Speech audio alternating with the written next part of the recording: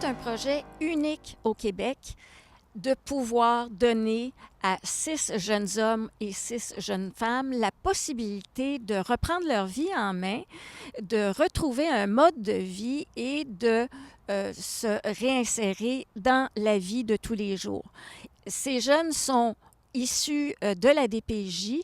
Ils ont été en placement pendant plusieurs années et maintenant, ils doivent réapprendre à vivre leur vie, à s'alimenter, à cuisiner, à gagner leur pain, à trouver un logement. Et c'est ce qu'on fait ici à la maison Stéphane Fallu. J'ai interrogé plusieurs intervenants, des gens de la maison, de POSA, Source-des-Monts, et je vous invite à écouter. Je suis vraiment émue par tous ces beaux mots-là. Moi, je me lève le matin, puis je fais mon travail. Vous me faites réaliser à quel point ce travail-là est apprécié, puis ça fait du bien, parce qu'on travaille vraiment fort. J'ai une équipe incroyable. J'aimerais ça que vous veniez, tous mes employés, venez ici à l'avant. Tous ici, viens. Élodie a fait une expérience d'emploi avec nous qui est merveilleuse. Anthony a déjà fait une expérience d'emploi avec nous. Elle est merveilleuse aussi. Donc, j'ai toute ma gang qui est là, qui est à droite, à gauche. J'ai reçu vraiment beaucoup d'amour de tout le monde, mais je pense qu'eux aussi, ils ont le droit à une partie de cet amour-là parce que pour vrai, les 3 dernières semaines ont été incroyables.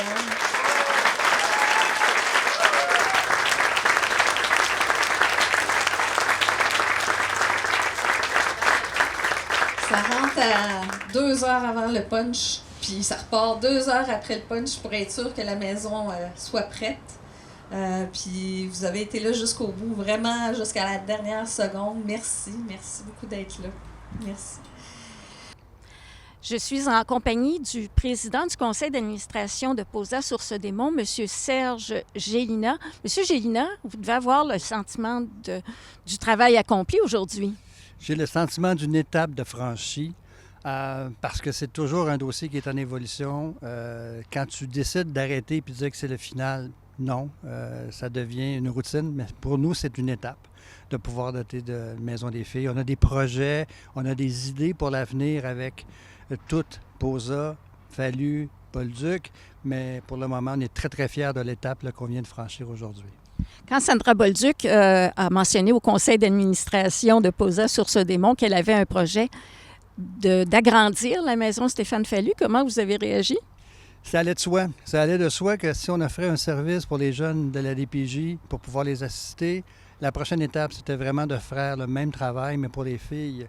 Fait que c'était pour nous très, très important, justement, de montrer une continuité puis de lui donner une identité aussi. Ça, c'était également important de montrer que les filles ont un endroit à part entière, si on veut. Vous avez parlé de la communauté. Évidemment, un projet comme celui-là doit être épaulé, aidé par la communauté. Absolument. Je veux dire, la communauté, à tous les niveaux de la communauté, ça doit être là, présent pour appuyer un projet de cette envergure-là. Il y a une fierté là, dans une communauté à vouloir travailler à ce que nos jeunes se trouvent un avenir. Il y a une fierté dans une ville de dire on est là pour aider les jeunes à devenir des adultes avec le passé qu'ils ont vécu. C'est une fierté.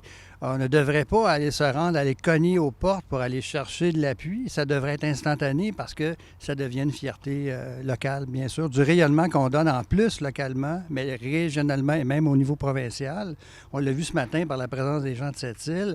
Le projet est rendu là. Donc, localement, tu as une fierté de dire c'est chez nous que ça a commencé, ça. Fait qu'il faut qu'il y ait une fierté en quelque part.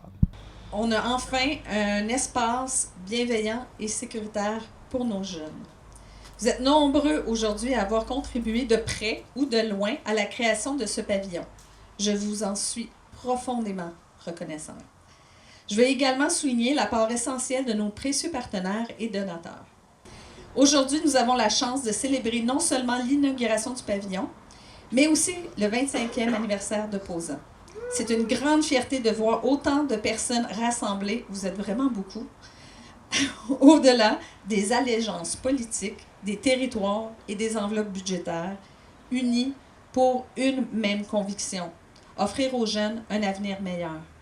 Merci, mon amoureux Philippe Vaillancourt, qui est là depuis le jour 1. Je suis en compagnie de Philippe Vaillancourt, qui était là au tout début de la maison Stéphane Fallu, même avant qu'elle soit créée. Bonjour. Bonjour.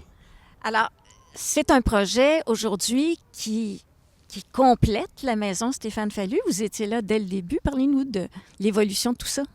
Oui, bien, j'étais là depuis le début. J'ai été engagé par Sandra Bolduc, justement, pour monter le projet de la maison Stéphane Fallu. Sandra trouvait qu'avec mes expériences du passé, la consommation, la prison, la criminalité, tout ça, maintenant, ça fait 9 ans que je suis abstinent, mais quand elle m'a engagé, ça en faisait 5. Et puis, on a monté ce projet-là, on a fait ça en 11 mois. On a travaillé fort. Puis maintenant, je suis plus ici, mais l'équipe de POSA a continué à travailler fort pour ce que vous voyez en arrière de nous, bien, la maison Stéphane Fallu pour les filles. Donc, c'était l'objectif, mais on voulait juste prendre un petit peu de temps pour bien roder le côté des gars, puis après ça, de faire le côté des filles. Puis aujourd'hui, ça a vu le jour, c'est incroyable. Vous êtes par contre toujours responsable du projet J'ai faim à tous les jours. Parlez-nous de ce projet. J'ai faim tous les jours. Dans le fond, ce qu'on fait, c'est que les écoles de Chambly et de Carignan, l'année passée, on a remis 3600 repas dans les écoles le midi à des élèves que malheureusement, ils n'ont pas la chance d'avoir un dîner à tous les jours. Donc, moi, je fais des levées de fonds, je ramasse de l'argent et puis on paye le service de traiteur à ces jeunes-là. Alors, évidemment, un projet comme la maison Stéphane Fallu puis le nouveau pavillon Sandra Bolduc, il faut les payer, ça prend quand même beaucoup d'argent. Je pense que vous êtes très impliqué au niveau des activités de collecte de fonds. Bien, j'en suis le responsable pour la maison Stéphane Fallu et POSA. Donc, je fais de ma nouvelle carrière de producteur d'événements, producteur de spectacles, chaque événement que je fais. Quand vous voyez COVOP, ma compagnie, c'est COVOP, Q-O-V-O-P, qui veut dire quand on veut, on peut. C'est ça que ça veut dire COVOP. Et puis, on donne toujours 3 $ par billet vendu à la maison Stéphane Fallu ou à POSA. Donc, si jamais il y en a qui veulent faire des levées de fonds, organiser des spectacles, quoi que ce soit, pour ramasser des sous pour la Maison Fallu, bien, moi, je suis là. Je me rends disponible. Puis quand c'est pour la Maison Fallu, bien, je le fais gratuitement. Philippe Vaillancourt, merci de votre implication. Bien, ça me fait plaisir. Merci d'être là. Le pavillon Sandra Bolduc accueillera des jeunes femmes quittant les services de la protection de la jeunesse à 18 ans. Ce projet a demandé énormément de travail, d'énergie, de joie, mais aussi son lot de défis et d'imprévus. Après avoir fait une partie de la toiture, amélioré l'isolation, réparé le drain français du côté des garçons, nous sommes enfin prêts à recevoir de nouvelles résidents. Ça, c'est important. Pourquoi avoir nommé ce pavillon Sandra Bolduc? C'est en fait une idée de Serge Elina et du conseil d'administration qui souhaitait inspirer les jeunes femmes en mettant de l'avant un parcours de résilience. Plusieurs savaient d'où je viens, que malgré les épreuves de la vie, je n'ai jamais baissé les bras. J'ai poursuivi mes études. J'y suis encore étudiante aujourd'hui à l'Université de Sherbrooke. Je vais finir par arrêter un jour, mais j'aime ça. Et j'ai choisi de rester debout, d'avancer, même dans la tempête. Je dois avouer que je n'ai jamais été très à l'aise avec les honneurs. C'est pour ça que j'ai mon texte. Habituellement, je n'ai jamais de papier, mais là, Bon. Mais j'accepte ce geste avec humilité et surtout, je souhaite le partager. Ça, c'est important. Il y a Ainsi soit-elle qui est ici, qui m'inspire beaucoup avec ça. Là. Je vois la maison Simone Monet-Chartrand aussi. Là.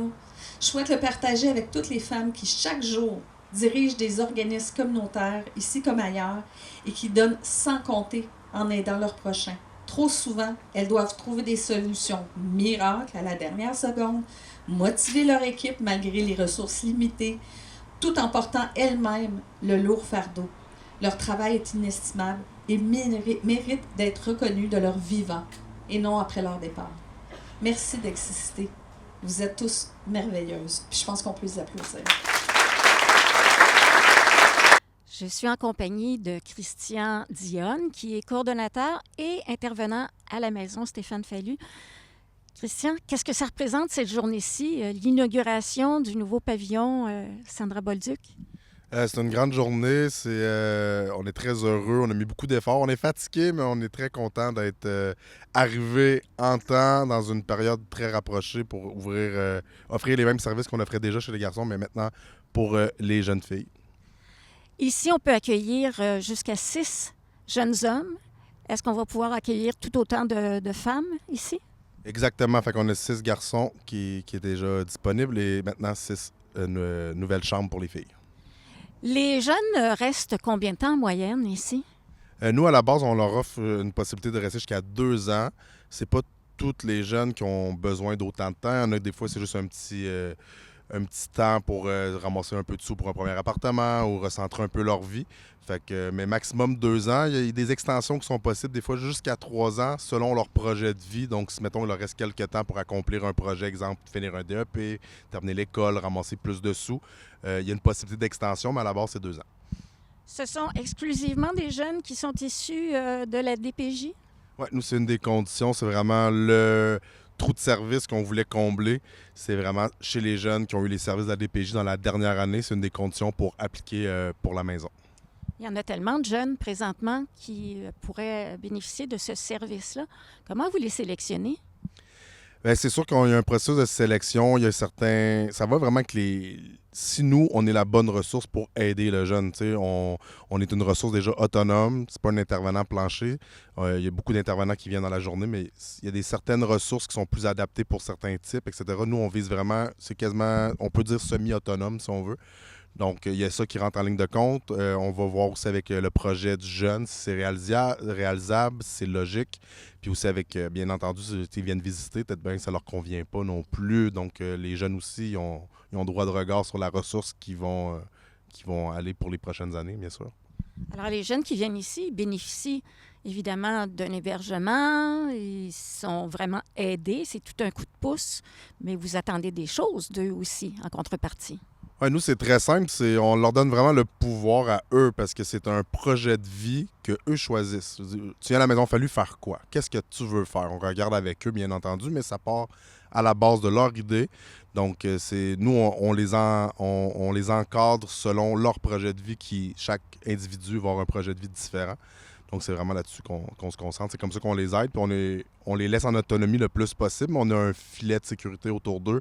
Il y a plusieurs intervenants, plusieurs services, vu que l'organisme est situé à côté de la maison, littéralement le voisin de la maison. Donc, on a une clinique jeunesse, travailleurs de rue, toutes sortes de soutiens pour eux, même un programme de réinsertion à l'emploi. Donc, on essaie vraiment d'être là en backup, si on veut, si on me permet le mot. Alors, Christian, vous êtes coordonnateur. Qu'est-ce que ça implique, ça? Coordonnateur, ça implique que je gère un petit peu l'aspect logistique de la maison. J'essaie d'amener des nouvelles idées, des nouvelles dynamiques pour le bon fonctionnement. Je prends part aussi à toutes les entrevues pour quand les jeunes sélection, etc.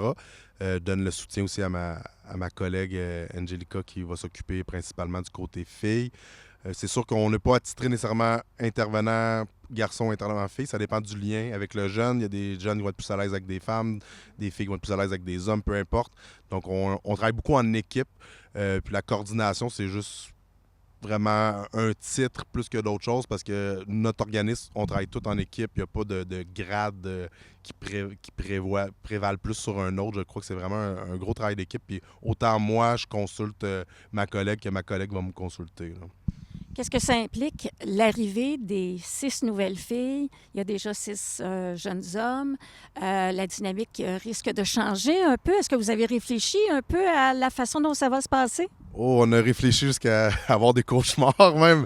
J'ai fait le tour de plusieurs ressources qui existent déjà mixtes. On n'est pas la première ressource mixte. On a établi un certain fonctionnement, je crois, pour garder l'intimité des garçons et des filles.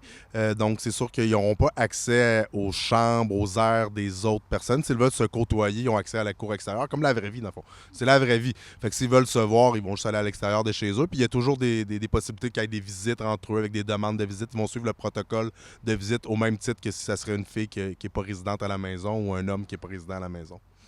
En terminant, Christian, aujourd'hui, c'est aussi le 25e anniversaire de la Maison Posa sur ce démon. Qu'est-ce que ça représente pour vous, la pérennité de cet organisme-là? Moi, ça fait pas loin de 4 ans que je suis chez Posa. Donc, j'ai vu la naissance de la Maison Fallu, mais je vois aussi tous les autres services qui sont super importants pour la communauté. On a un centre jeunesse à quelques pas de l'organisme, puis on voit beaucoup de visages de jeunes. On est un point de repère pour certains, un lieu de repos, un point de répit. Puis je pense que ça, c'est super important dans peu importe la communauté, peu importe la ville. Fait que moi, je suis fier de faire partie d'une organisation qui aussi longtemps aide les jeunes, puis à chaque année grossit. Donc, c'est une fierté. Christian Dionne, intervenant à la Maison Posa et plus particulièrement à la maison Stéphane Fallu. Merci. Plaisir, merci à vous. Ce pavillon est magnifique grâce au talent d'architecture bacchanalé, de construction idéale ERC, d'ameublement Tanguay et grâce au travail acharné de nos bénévoles et employés. Je tenais à offrir aux jeunes un milieu chaleureux et inspirant. Pourquoi devraient-ils se contenter de meubles usés et de matelas inconfortables? Ici, nous les accueillons avec dignité pour leur donner espoir et leur permettre de rêver un avenir meilleur. Je suis fière d'avoir mis mes lunettes roses dans ce projet. On me dit souvent que j'ai des lunettes roses. Là. Ben, j'en suis fière puis je vais les garder en passant. Et encore plus fière de voir que ce pavillon n'est pas une institution froide, mais une maison remplie de chaleur humaine. Merci à tous d'avoir cru en ce projet et surtout d'avoir cru en ces jeunes. Désormais, c'est à elles de croire en elles-mêmes. On a une de ces jeunes filles-là, la première jeune fille qui va rentrer dans la maison. Je ne la pointerai pas aujourd'hui. Elle n'a pas besoin de ça, mais elle est avec nous. Puis j'ai dit bienvenue chez toi. Bienvenue.